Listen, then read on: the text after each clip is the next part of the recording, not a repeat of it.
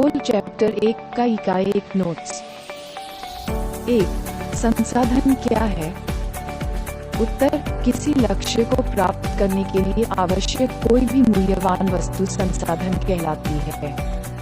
संसाधन शब्द का तात्पर्य हमारे आसपास की किसी भी चीज से है जो हमारी इच्छाओं और आवश्यकताओं को पूरा करने में हमारी मदद करती है। 2. संसाधन भौतिक होते हैं या जैविक होते हैं?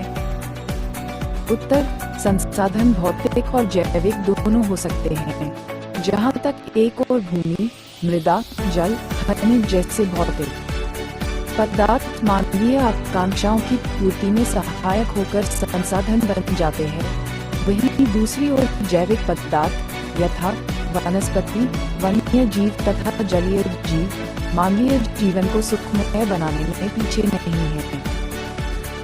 3. जिमरमैन के अनुसार संसाधन का अर्थ क्या है?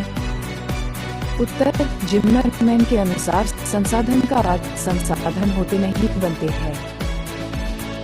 4. संसाधन का वर्गीकरण किन किन रूपों में किया गया है? उत्तर: संसाधनों के वर्गीकरण के निम्नलिखित आधार हैं। अ. उत्पत्ति के आधार पर जैव और अजैव। बी. उपयोगिता के आधार पर नवीकरणीय और अनवीकरणीय। सी. स्वामित्व के आधार पर व्यक्तिगत, सामुदायिक, राष्ट्रीय और अंतर्राष्ट्रीय। डी. विकास की स्थिति के आधार पर संभाव्य, विकसित, भंडार और संचित। 5. उत्पत्ति के आधार पर संसाधन को कितने भागों में बांटा गया है? उत्तर: उत्पत्ति के आधार पर संसाधन के 2 भागों में बांटा गया है। जैव संसाधन ऐसे संसाधनों की प्राप्ति जैव मंडल से होती है। इनमें सजीव के सभी लक्षण मौजूद होते हैं, जैसे मनुष्य, वनस्पति आदि। अजैव संसाधन निर्जीव वस्तुओं के समूह को अजैव संसाधन कहा जाता है, जैसे चट्टानें, धातु एवं खनिज आदि। 6. उपयोगिता के आधार पर संसाधन को कितने वर्गों में बांटा गया है? उत्तर: उपयोगिता के आधार पर संसाधन के 2 वर्ग होते हैं। नवीकरणीय संसाधन वैसे संसाधन जिन्हें भौतिक, रासायनिक या यांत्रिक प्रक्रिया द्वारा नवीकृत या पुनः प्राप्त किए जा सकते हैं, जैसे सौर ऊर्जा, पवन ऊर्जा, जल, विद्युत, वन एवं वन्य प्राणी आदि। अनवीकरणीय संसाधन ऐसे संसाधनों का विकास लंबी अवधि में जटिल प्रक्रियाओं द्वारा होता है। इस प्रक्रिया को पूरा होने में लाखों वर्ष लग सकते हैं। इनमें कुछ ऐसे भी संसाधन होते हैं जो पुनः चक्रीय नहीं हैं। एक बार प्रयोग होने के साथ ही वे समाप्त हो जाते हैं, जैसे जीवाश्म ईंधन। 7.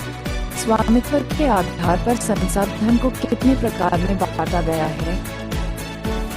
उत्तर: स्वामित्व के आधार पर संसाधन के 12 प्रकार हो सकते हैं।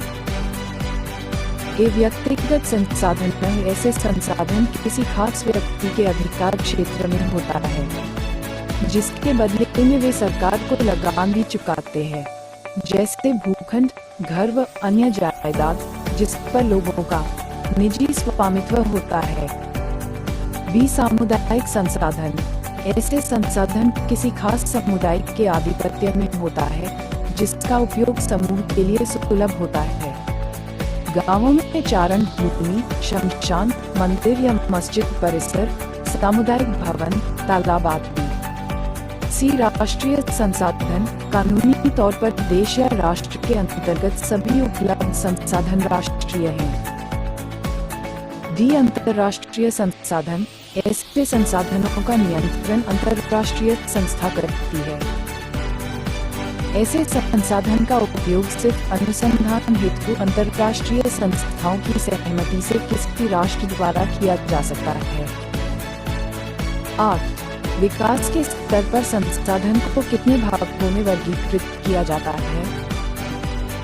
उत्तर: विकास के स्तर पर संसाधन को 4 भागों में वर्गीकृत किया जाता है। ये संभावी संसाधन है ऐसे संसाधन जो किसी क्षेत्र विशेष में मौजूद होते हैं, जिसे उपयोग में लाए जाने की संभावना रहती है। इसका उपयोग अभी तक नहीं किया गया है। विकसित संसाधन ऐसे संसाधन जिनका सर्वेक्षण उपरांत उपयोग हेतु मात्रा एवं गुणवत्ता का निर्धारण हो चुका है। भंडार संसाधन ऐसे संसाधन पर्यावरण में उपलब्ध होते हैं तथा मानवीय आवश्यकताओं की पूर्ति में सक्षम हैं। उदाहरण जल, हाइड्रोजन एवं ऑक्सीजन का यौगिक है। संचित कोश संसाधन वास्तव में ऐसे संसाधन भंडार संसाधन के ही अंश हैं, जिसे उपलब्ध तकनीक की एक सूच के आधार पर प्रयोग में लाया जा सकता है।